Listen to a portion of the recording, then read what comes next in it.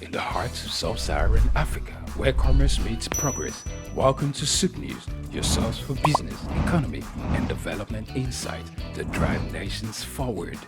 From the vibrant streets of Lagos, Africa's fastest economic hub, SOUQ News takes you on a journey of discovery, analyzing and reporting the facts that lay the foundation for growth and development. We don't just report the news, we create it.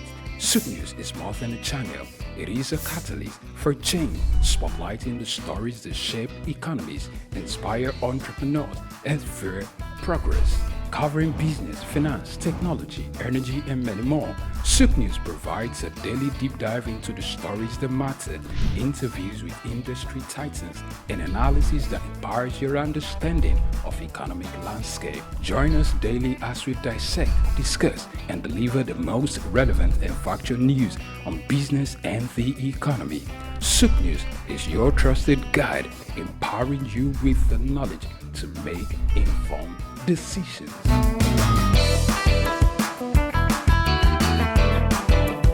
My name is Yinka Babalola. My name is Ijoma Pelokoro. My name is Joshua Hassan. I am Rotarian or Mosunde Lawson.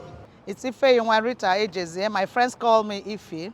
My name is Rotarian Lola Dare. I'm inviting you to keep watching SOUQ News. It's the right station to tune to. I like SOUQ News. SOUQ News is good. I want to charge you all to listen to SOUQ News, watch the news. You can have unlimited news first time. Find SOUQ News. Be with SOUQ News. Never switch off. You are better for it. SOUQ News is the real thing. Listen to their coverage and you'll be glad you did. Turn to your YouTube, turn to your Instagram, turn to all your digital channels and look for SOUQ News. Keep watching. Keep watching. Please, guys, keep watching SOUQ News.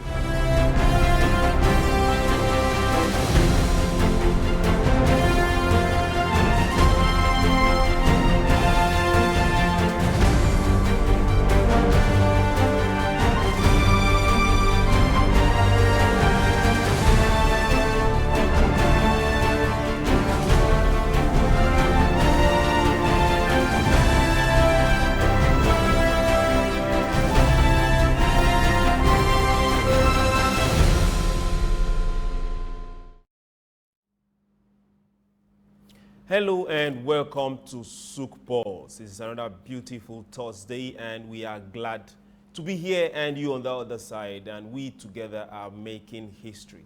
This conversation is something that will keep going. We won't stop.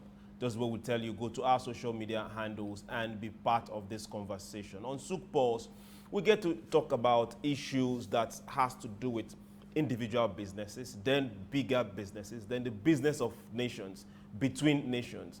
Then we'll now also talk about donor agencies, multilateral agencies, those loans they are giving, who is taking, are they profiting out of it? Are they repaying? Are they rescheduling? How is it working? Is it really putting food on the table of the common man across board, be it in Africa, be it in Asia? There are policies there on business, on trade, on their lifestyle. How can we emulate? How are they doing it? What is new? What is happening in Europe? How are they making sure that they keep staying ahead? How can we compete? How can we join this race? It's all we get to talk and discuss on SOUQ Pulse, and it's always an exciting time. No dull moments. My name is Chuks, John-Rogers Chuks, and I'm pleased to be here. Today, we will be looking at something close to the heart of everyone. A lot of questions are asked, and a lot of time, different people prefer different solutions, and we tend not to understand a lot of it because the information is not out there. But hey, we'll still talk about it nonetheless. When I get back from the break, because we are going there, I'll get to introduce our guest and we'll dive straight into the topic for today. Hey, don't go anywhere. SOUQ Pulse will be right back.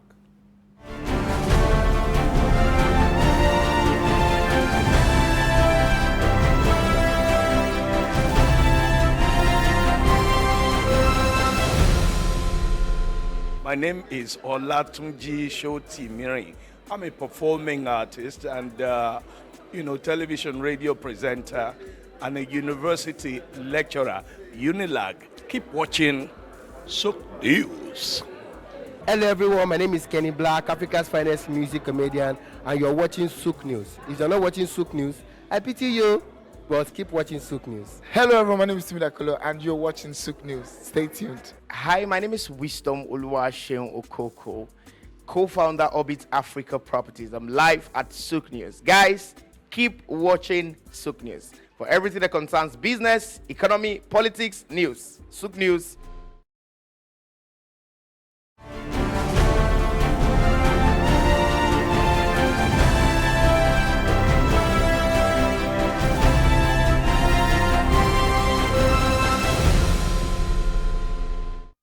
Yes, welcome back. Today we are looking at conditionalities for loans taken from IMF and the World Bank. And we are asking the straight question. These policies, are they policies of stagnation? Wherever you look at it, wherever you stand and look at it, let's join the conversation and let's also talk about it. But from here in the studio, we'll open up and look at those specific policies as they come. We'll take them one by one.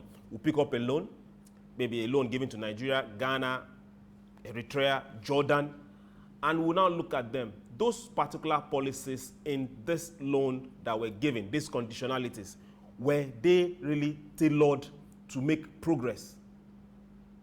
You get to answer that question for yourself. My name is Chuks, and I have our guest in the studio with me. I'm pleased. I'm always happy when I have them because it's in a very short time. We won't get to see them.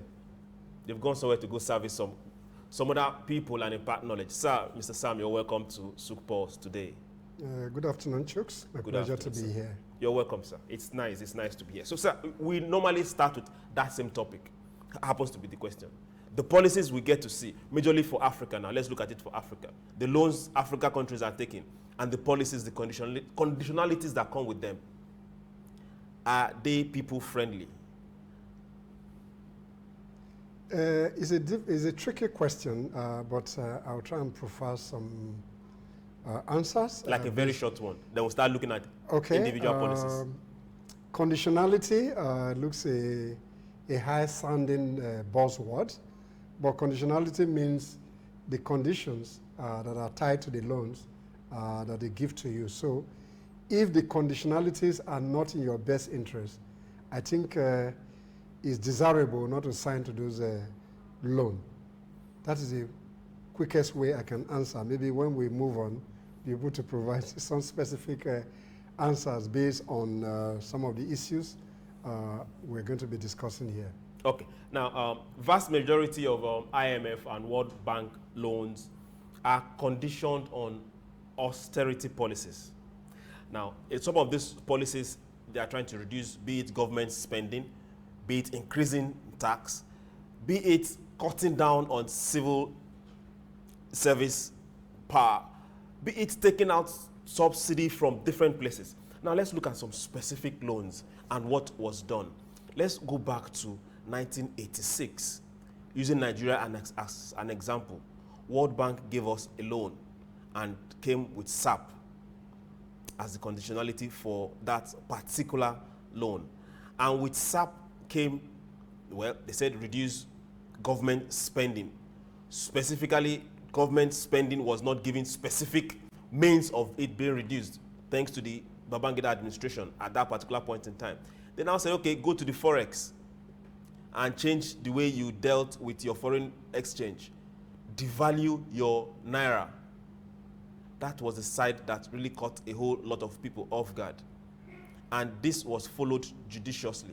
Apart from devaluing the Naira, we also had subsidies on some internal items that were helping ordinary people in the street. At that particular point in time, let's go back to 1986. Will you say those policies were okay with the ordinary Nigerian? Before we talked about the impact of those policies on citizens, we must situate the loans given to specific countries based on the conditionalities. This loan comes at a particular point in time where governments are not able to meet with the responsibilities of providing services. So somebody is trying to provide a bailout for you, then it gives you some impossible condition.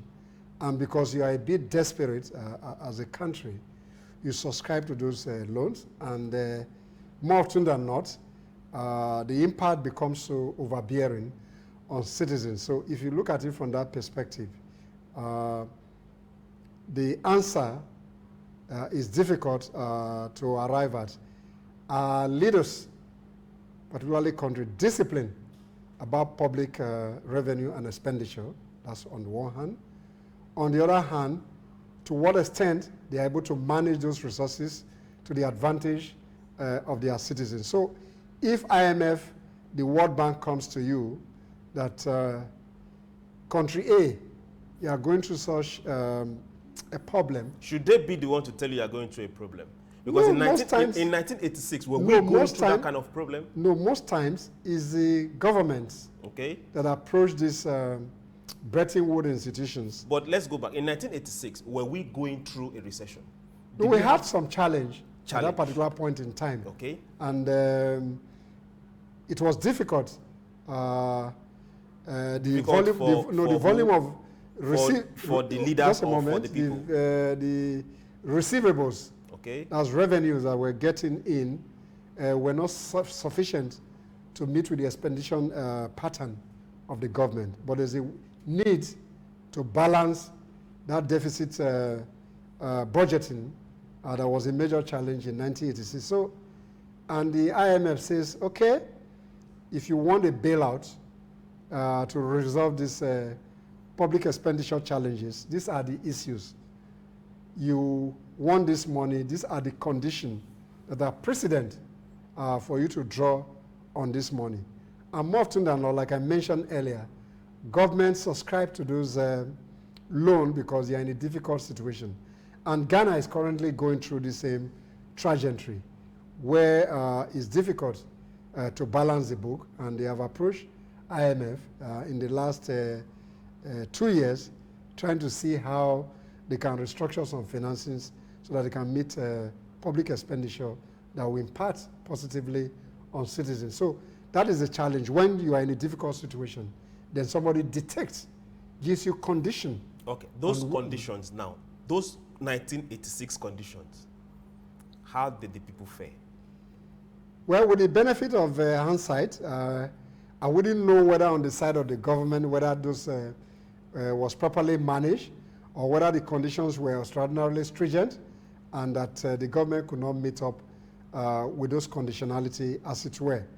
But by and large, it was a decision of the government of the day to go into taking that loan. And I can recall, as an undergraduate, people were moving from one institution to the other, trying to say, should we take the IMF loan or not? And the various scholars and policy experts across the country were profiling solutions. And eventually, I think the government made a decision to go for that loan. The various scholars at that point in time were saying, take the loan. Yes. Then whatever happened thereafter, whether, like I mentioned, whether it's the government that did not manage that framework well, or IMF conditionality were too stringent to the fact that the country couldn't recover for it. So, where are you standing? Are you standing here or you're standing there? No, I'm not able to stand because we're looking at the effect of those policies on the economy of the common man. It was difficult. Maybe perhaps if they didn't have that loan, would have been a more difficult situation. Okay, can I paint the picture more? Now, let's look at it. Between that 1986 and 4-5 years later, we were 4 times more indebted than we were before we took that loan of 1986. Okay, when you talk about indebtedness... I don't know if you understand. Yes, so I get that drift. Do you think... Another challenge that we must add to this conversation is how disciplined are the financial managers of these respective countries? Can we also ask how open or how sincere was the giver? Because if the giver knew that, okay, I am giving, okay, they can't pay back, and he's giving more, that means there are ulterior motives, don't you think so? I already underscore the importance of countries that are going through challenges. If you don't go through those challenges, then there may not be need to approach the IMF. There are countries that have refused to approach the IMF for specific projects. And they still when exist. They have this understanding that this might be a bitter pill. But they still exist. And they still exist. Okay. We were able to manage those difficult scenarios, and they came out of it, whether it was a difficult pain for the citizens, whether it benefited in the long run. Those are conversations that we can advance as we progress. Okay. Now let's stay on that 1986, because if you were to ask me questions of 1986, I'll tell you what I read, but you didn't just read it, you experienced it. Now let's look at the pocket of the ordinary Nigerian, because they were the ones that were at the other end of the boat. The loan was taken, the policies were given. On the side of the foreign exchange, a lot of little and small companies folded. A whole lot folded. A whole lot of manufacturing folded. Now, a lot of commercialization of government establishment and privatization happened, and that gave rise to high tariff.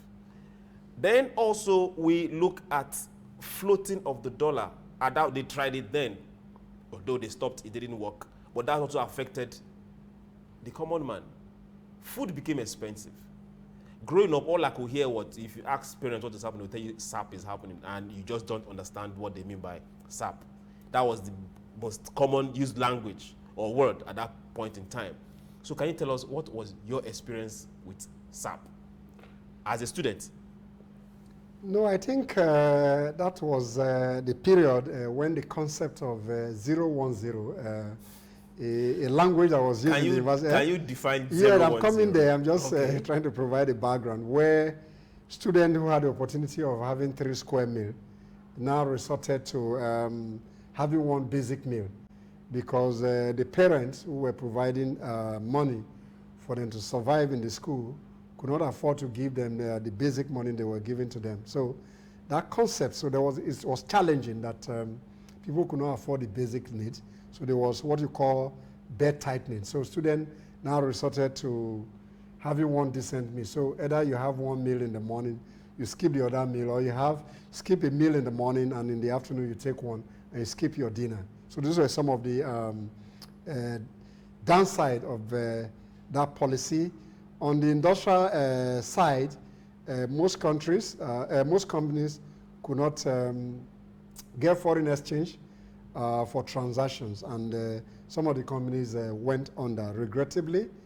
But then on the devaluation of the naira. On the devaluation of the naira was devalued, and some advocates says that perhaps some of the challenge that we face today can be traceable to the structural adjustment program of the IBB era of 1986. But then there are 2 schools of thought. Some felt that if that policy decision was not made by the government of the day, we would have been in a more difficult situation. Others felt that there was no need. What other difficult situation? How could it have been worse? No, it could have been worse than that.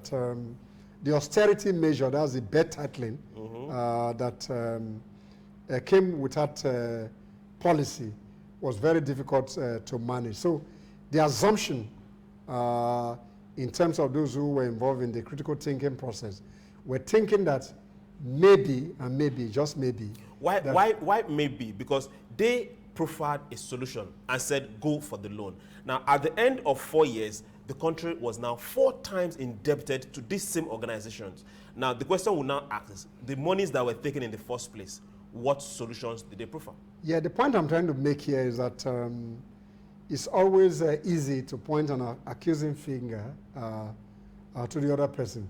So I mentioned earlier, to what extent was the government of the day disciplined? What is the level of corruption in the country? Okay. Were this structural adjustment program, were they operationalized the way they were conceptualized in that program? Okay. These are issues. Before we go on a break. Yeah, these are issues that we need to interrogate. Okay, before we go on a break. If we don't have a balanced judgment in terms of how even the behavioral pattern of those who were manage, to manage those things locally. Did they manage those funds? Did these funds really address those specific programs, particularly in line with discipline in public expenditure? Does some of this money went through the hands of contractors and cronies of the military government that was in power at that particular point in time? These are issues that we need to interrogate. Okay, I want to ask you this question, just personally.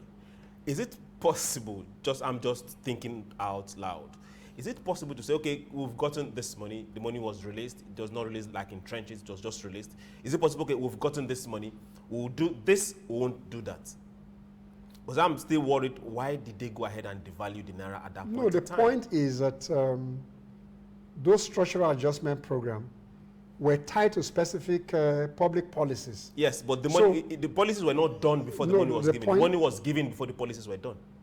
No, there are some precedents in terms of conditionality you need to meet before you even subscribe to the.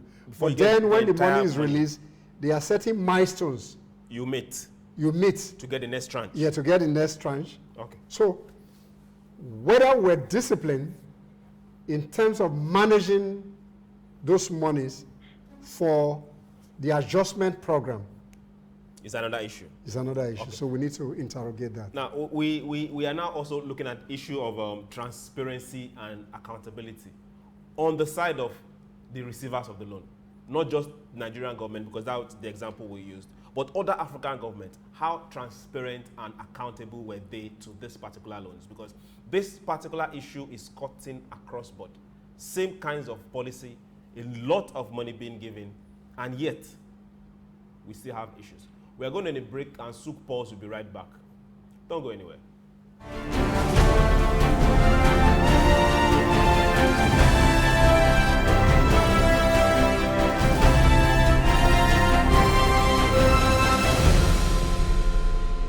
The Three Wise Men. Iconic sculptures and statues adorn major metropolitan cities of the world. In Lagos, Nigeria, the statue of three men designed to depict the state's cultural heritage and to usher in visitors and tourists into the ever-accommodating center of excellence is in no doubt an astounding work of art. Enlightenment.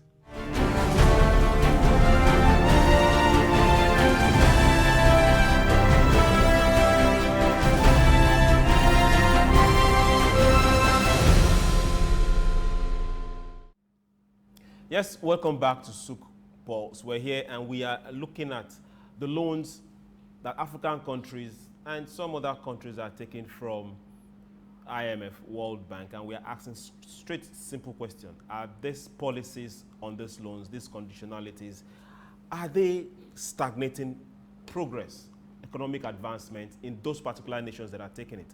And we've had Mr. Sam, and he's been doing justice to the question. Hey, we're still going somewhere. So, sir, welcome back. Now, let's go to the last lap of SOUQ before we move to recent loans.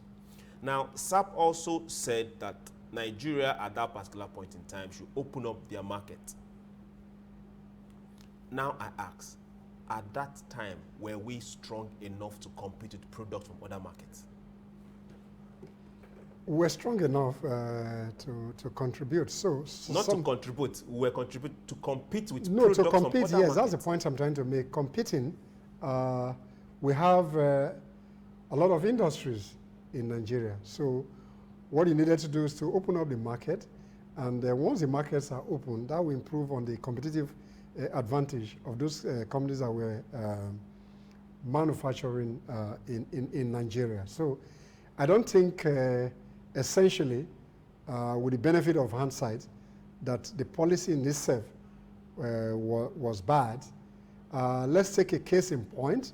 Zambia recently took a facility from the IMF, and some of the conditionalities that were given were met by their president and that economy, Zambia, is on the trajectory of getting out of the difficulties they were. And currently, their currency is put at the second best currency in Africa. And they have maintained almost a point of a single-digit inflation rate. Currently, it's about 9.5%.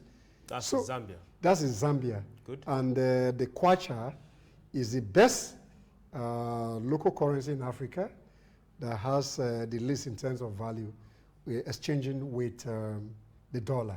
So to that extent, the loans given by World Bank and IMF, if the political discipline and the financial discipline is there, I don't think they are leading to stagnation.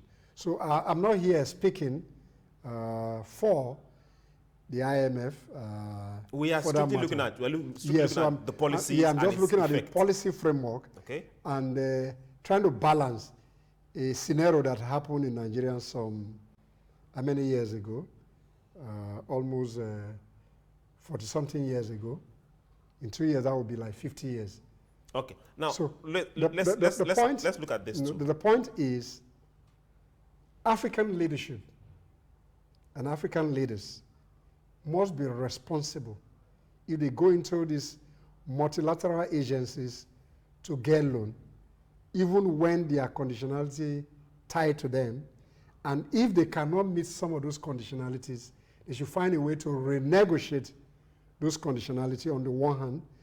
On the other hand, they must be disciplined in deploying those loans into the appropriate sectors where those loans can make impact. Okay, that was just where I was coming to. For that of SOUQ, the focus then was agriculture. Now, a whole lot of manufacturing companies have folded. Now, that now begs me to ask, if I was part of that particular establishment in that era, I would say, okay, if we are opening our market and other goods coming from outside is coming to compete with ours, why did the government of the day not do something to make sure that the industries were competitive? Whatever means of assistance they could give to make them more productive and lesser cost of production to compete with these other goods that were going to come that were cheaper, because that was what happened. In my view, I think some of the manufacturing companies that had issues at that particular point in time, to some extent, if you permit my word, they were not patriotic, because one of the policy framework that was tied to that structural adjustment program was backward integration. Backward integration. What that means is that some of those manufacturing companies, let's take the breweries, for example. Let's look at the small businesses first. No. Before we go into the business, we need to put that in perspective so that we have a clear understanding. Okay. Because information is critical to understanding that. So a backward integration policy framework was put in place. What this means to most of those industries that, let's take the breweries, for example. You were bringing your major concentrates for manufacturing beer from another. So you're saying, for you to be able to do well based on research, you can use maize. Yes. You can use cassava. Yes. You can use other. They can use millets. They can use other corn. Local products. Okay. But because of the international conspiracy and international policies, and I don't avoid to make this point when I have the opportunity to speak to some of these issues, some of these companies were not willing to do those backward integration policy. So we were manufacturing sugar. There's a sugar company called Tate and Lye. So I think the company has gone to come out, so we can mention it. So it's not that we're advertising them. That was competing with one of the big brands. I won't mention that brand because it's still in the market. So I don't give me a bill to pay for adverts. They were situated somewhere in Igomu, Lagos. And there was a backward integration, and the window and the incentive were given to those companies. Rather than bringing sugar concentrates to refine, okay, why don't you liaise with the sugar company in Bashita, Niger somewhere State. in Niger State? Then yes, it's in Kwara State now. Yes, in Kwara State, to see how you can develop and get your raw materials from, even in pharmaceutical. There were encouragement for some of those pharmaceutical companies to source. There's a particular company who were challenged at that particular point in time. One of their backward integration options was to put a water production line, I don't want to call the name, as a way to substitute the challenge they were going through. But in one breath, the companies did not respect the government policy framework in place in terms, and they had task window, task holiday to be able to do backward integration.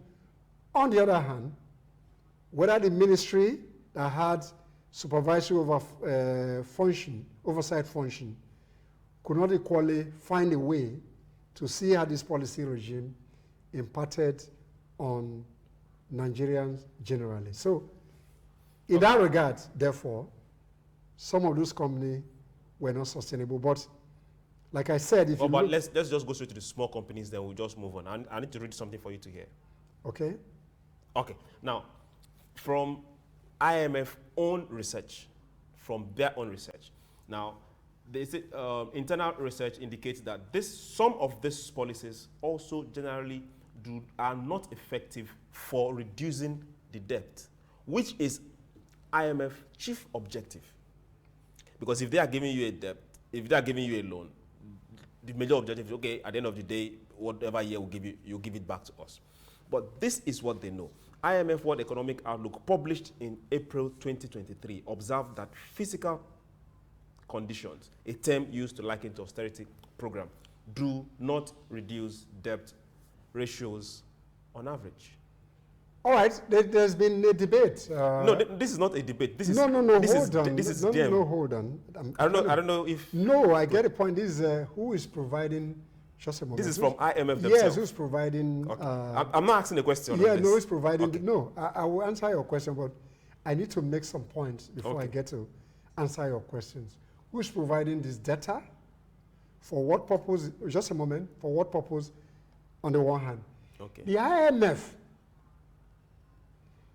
personnel that have worked within those institutions have come out boldly to say that some of their policy framework, particularly to the global south, had not really helped in resolving those issues. And that brings us back to the concept of international conspiracy that I spoke about earlier in this conversation, that people who worked within those establishments, and we can quote some book. There's a particular guy who wrote a book on globalization and his discontent, who happened to be economic advisor to President Bill Clinton, is a professor who worked there, and he put it in the document that most of the IMF conditionality, loan packages do not address the issue in the first place. So there's a problem in terms of even the way the loans are packaged, first and foremost, which I refer to as international conspiracy between the global north and the global south. So we need to address some of those issues. Two, the leadership, African leadership. To what extent are they disciplined even when they finally get those loans? Can you always bring the words home? When you say the leadership, people don't take ownership of it. Yeah, leadership means African leader, and you know one of the major challenges. Can we put it in perspective? Yes. The president and the governing council of the countries. No, whatever it is, president, that's leadership. And leadership is beyond the president, even as a collective. The entire governing council. Yes. They should take responsibility. Yes, take we responsibility. Should put that responsibility on them. So, and one of the major challenge in Africa with some of these loans, and even internally generated funds, is high level of corruption that happen in the public finance ecosystem. Or to be able to bring some level of discipline to how public finance are managed, then these issues of conditionality, whether there's stagnation, and whether the West, in spite of the international conspiracy, which you just mentioned a while ago, will continue to be discussing, and trying to put perspective into some of these issues. So it's a holistic problem. Okay. So we need to address it from all fronts. Let's move a bit faster now. Remember we said we're looking at specific policies. Now, COVID came. Companies were going down. Governments were giving bailouts. IMF came into the picture and gave some loans to several countries. Now, some of the loans they gave, one of the major policy was policy on social welfareism, distributing money to individual families, not from the country, directly from these bodies. A typical example was what happened in Jordan. And now they have to measure to what extent did the number of the population get that money. In your view, do you think bailout should be given to individual families from that kind of organization, or bailout should be given to manufacturing firms that end up at the end of the day being able to pay salaries and make products that can keep the country afloat? Well, it's again a tricky question. Whether social welfareism as a concept, as the IMF put it, to disburse money as an intervention to overcome the challenges of COVID-19, vary from one country to the other. So some countries, particularly Jordan that you mentioned earlier, theirs was a direct disbursement to households. To households, yes. Yes, and to that extent, it was a kind of social intervention that was able to bring food to people because the supply chain was disrupted. People couldn't go to work. So one of the major preoccupations of the international system was to see how they can provide some little cash to individual families so that they can put food on their table. So if you see from a social perspective, okay, it was a good decision that they provided those money directly because it got directly to the beneficiary. Okay. Now there are still a lot of question mark on percentage of those that got that particular intervention. That is still being argued, and on their own page, they considered it not successful. Now, at the end of the day, when COVID ended, it was driven by the data that was given to them by the country. Yes. Because they are not magicians. Yes, and the they country work on the data that was provided by the country. At the end of the day, COVID is gone. People can go to work, and there's nowhere to go. There's no place to go to work. So where should the intervention should have gone? Where do you think the intervention should have gone more to? Is it the workplace or the families? No, governments equally supported. Good. Government, families. Yeah, governments supported families. Okay. Government equally supported industry. The records are there. Government. Yes. The records are there. So when the government ones that targeted family okay, was based on the concept of humanitarianism, where and humanity must just stay to survive first and foremost. The loans were not free. No, but then they were social intervention loans. And those institutions were set up first and foremost as developmental institutions after the Second World War to provide succor to war-torn countries to recover from the negative impact of the war. The loans it's just like the current Ukraine going through this journey of war. After the war, there will be some relief package.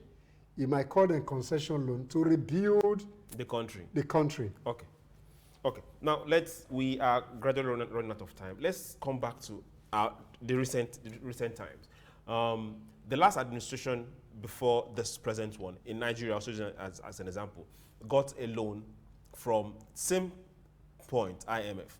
And part of the conditionalities, the policies were reduce the civil service, reduce the cost of governance, fuel subsidy removal, and also electricity tariff subsidy removal.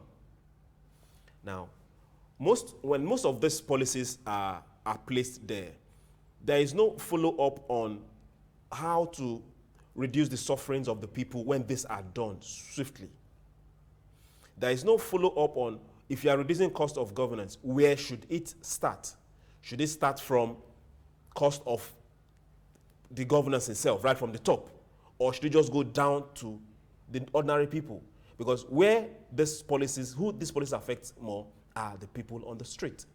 So for this last three, speak to it before our time run out. The point is that you want a relief, and the person that is trying to provide a relief for you gives you a condition by which you can get those relief.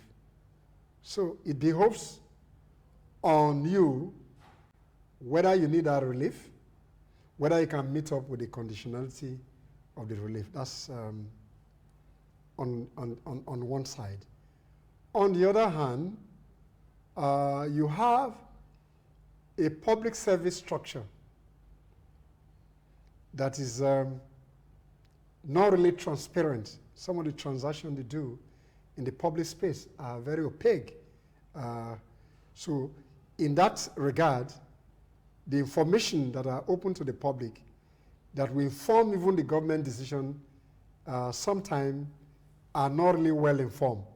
So if the government take a certain specific amount to resolve certain issues, and those issues are not resolved, then it lies on the leadership to find a way to resolve the issue. So take, for example, they say we want to do X, Y, Z for you, therefore you should reduce the size of governance. Cost of governance. The size of governance, I'll come into the cost of it. Our time is almost all right. up. Okay. So the point is, what are the milestones? What are you doing? Okay, reduce agencies, 900 and something agencies to 500 and something agencies. Okay. So are you going to do them at one point? Or are you going to do them year 1, year 2, year 3? You're addressing specific issues. Okay. And those milestones are corrected. You say you want to reduce the cost of governance. Then you still have a motorcade. Don't you think that is faster to achieve if the willpower is there? That's the point I'm making. So if you say reduce the cost of governance, so if you have a motorcade of 20 vehicles, then you reduce to 10. In Rwanda, for example, which is of a truth, and it's in the public space, so we can speak to it, the president convoy, the largest you can see at any particular point in time, is 8 vehicles. 8, okay. So you can imagine. Okay, what about number of ministers? Number of even we are told that minister, essays. which is true, which you can confirm, that even ministers don't even drive official vehicles. Okay. And that cuts on cost. Yes, you can cut. So you don't just pay lip service that we want to do this, but then you must be seen to be doing that. So number one, if you say you are cutting the cost of governance beyond merging the structure, the institutional structure of the bureaucracy, then even the behavior of the bureaucrats. What savings are you making from your entertainment allowance, your travel allowance? Must you travel first class? Okay. Sorry, business class? Before we even start going there, business class. We are rounding up now. Yes. Let's look at. So these are issues that you must deal with critically to be able to resolve. So the person who gave a lesson. No, the point I'm making is that somebody gave you a conditionality. Yes, I want to do this, to achieve this. Okay. So you must look at those milestones Okay. or bumps in the way and begin to resolve them. So you say Q1 or Q2 of this year, this is what we have been able to do. Then if you are going to reduce the size of the bureaucracy, what reskilling methodology program are you giving to those that... Yes, to reskill them okay. so that they become more useful in society. Are you able to pay them their severance benefit? Because that will be in the package. So if you are asking somebody that you are downsizing or right-sizing, whatever mechanism you want to use, what provision are you making? Once the person is leaving, give the person his paycheck. So the person can be reskilled, retooled to become more productive in society. So these are some of the issues. So we don't just look at this vague element. You are missing one.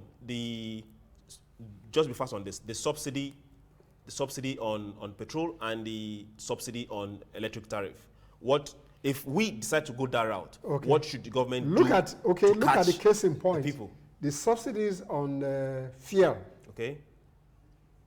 This is the S amount that the government has saved from that subsidy. Okay. And we are told, hold on just a moment, we are told that these savings has been passed as receivable to subnational government. This receivable that the subnational government has access to what extent has they put this money into use to benefit the welfare of the citizen?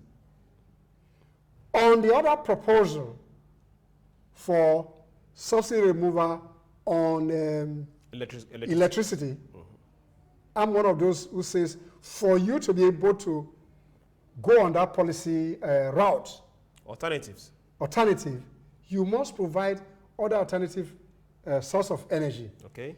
You must develop mini grids. Okay. You must develop independent power.